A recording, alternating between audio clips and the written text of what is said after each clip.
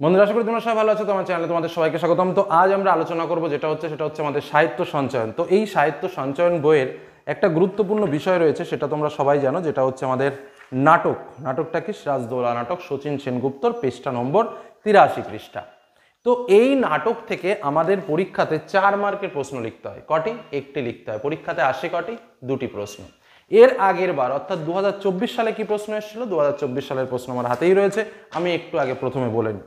2024 সালে এসেছিল, তোমাদের কাছে আমি লজ্জিত। কে কার কাছে লজ্জিত? তার লজ্জিত হওয়ার কারণ ব্যাখ্যা করো। এই প্রশ্নটা আসার কথাও ছিল।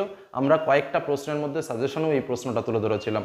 এবং সেকেন্ডলি যে প্রশ্নটা এসেছিল, জানি না আজ কার রক্ত সে চায়, এই প্রশ্নটাও আমরা সাজেশনে দিয়েছিলাম। অর্থাৎ দুটো প্রশ্নের ভেতরে দুটোই 100% কমন।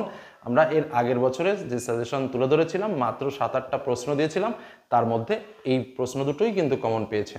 তোমরা যারা 2025 সালের পরীক্ষার্থী, তাদের জন্য ঠিক একই রকমভাবে এই সিরাজদৌল্লা নাটক থেকে মাত্র কয়েকটি প্রশ্ন সিলেক্ট করে তোমাদের জন্য শেয়ার করছি। এই প্রশ্ন কটা ফাইনালের আগে রেডি করে পরীক্ষার হলে যাও, কারণ এই কটা প্রশ্ন ভালো করে প্রিপারেশন নিতে পারলে তুমি পরীক্ষাতে হুবহু কমন পাবে। একটা যেমন বিষয়, তার থেকে বড় বিষয় টোটাল নাটকের যে স্ট্রাকচার রয়েছে, সেই স্ট্রাকচারটাও কিন্তু তুমি সুন্দরভাবে ক্যালকুলেশন করে নিজের মতো করেও লিখে আসতে পারবে।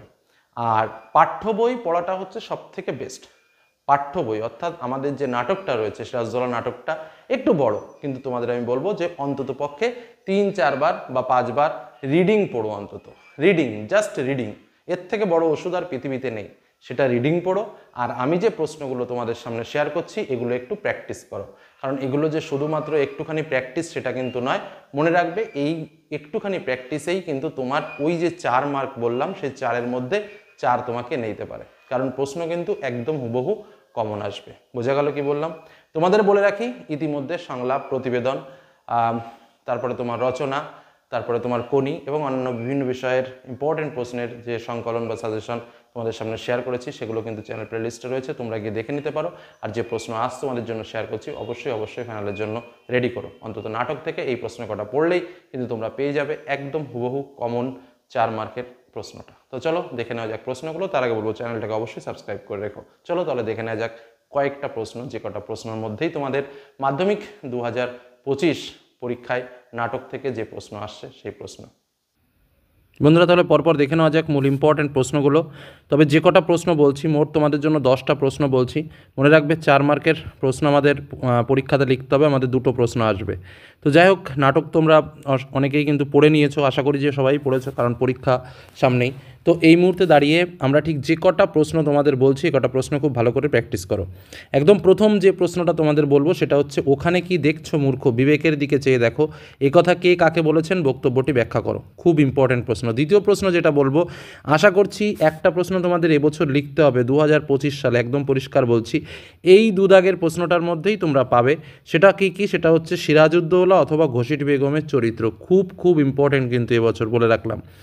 নেক্সট কোশ্চেন, কিন্তু ভদ্রতার অযোগ্য তোমরা, কাকে উদ্দেশ্য করে কথাটি বলা হয়েছে, এ কথা বলার কারণ কি? পরবর্তী প্রশ্ন, আজ বিচারের দিন নয়, সৌহার্দ্য স্থাপনের দিন। কে কাকে উদ্দেশ্য করে কথাটা বলেছে, প্রসঙ্গ উল্লেখ করে কথাটির তাৎপর্য বুঝিয়ে দাও। পরবর্তী প্রশ্ন, মনে হয় ওর নিঃশ্বাসে বিষ, ওর দৃষ্টিতে আগুন, ওর অঙ্গ সঞ্চালনে ভূমিকম্প। ওর বলতে কাকে বোঝানো হয়েছে, বক্তার এমন মন্তব্যের কারণ কি? পরবর্তী প্রশ্ন, হিন্দু মুসলমানের মাতৃভূমি গুলবাগ এই বাংলা। এই বক্তব্যের মাধ্যমে বক্তার দেশপ্রেমের যে পরিচয় পাওয়া যায়, তা নাট্যাংশ অবলম্বনে লেখো। পরবর্তী প্রশ্ন, আছে শুধু প্রতিহিংসা, কে কার উদ্দেশ্যে কথাটি বলেছেন, প্রতিহিংসার কারণ কি? পরবর্তী প্রশ্ন, তার আদেশে হাসি মুখেই মৃত্যুকে বরণ করব। এখানে কার আদেশের কথা বলা হয়েছে, তাৎপর্য বিশ্লেষণ করো। পরবর্তী প্রশ্ন, জাতির সৌভাগ্য সূর্য আজ অস্তাচলগামী। উক্তিটির তাৎপর্য বিশ্লেষণ করে ব্যাখ্যা লেখো। এবং লাস্ট প্রশ্ন, বাংলার এই দুর্দিনে আমাকে ত্যাগ করবেন না। কে কোন প্রসঙ্গে এই উক্তি করেছেন, এই উক্তির মধ্য দিয়ে বক্তার কোন মানসিকতা প্রকাশ পেয়েছে লেখো।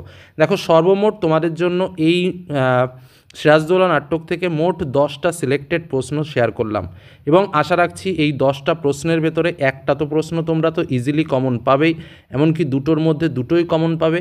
একটা প্রশ্ন তোমাদের লিখতে হবে। তবে বলে রাখি, এ কটা প্রশ্ন কম কেউ পড়ার চেষ্টা করো না, কারণ নাটকটা যথেষ্ট লেন্দি নাটক এবং নাটকের ভেতরে অনেক টার্নিং রয়েছে, যে কারণে এ কটা প্রশ্ন কিন্তু অবশ্যই রেডি করো। তোমাদের ভালোর জন্য বলছি, এ কটা প্রশ্ন পড়লে অবশ্যই তোমরা পরীক্ষাতে কিন্তু খুব সুন্দরভাবে লিখে আসতে পারবে, এটুকু বলতে পারি। তো এইটুকু আলোচনা আজ তোমাদের জন্য শেয়ার করলাম। ইতিপূর্বে বিভিন্ন ভিডিও তোমাদের সামনে শেয়ার করেছি, প্রয়োজনে সেগুলো দেখো, রেডি করো এবং ফাইনাল পরীক্ষার প্রিপারেশান নাও।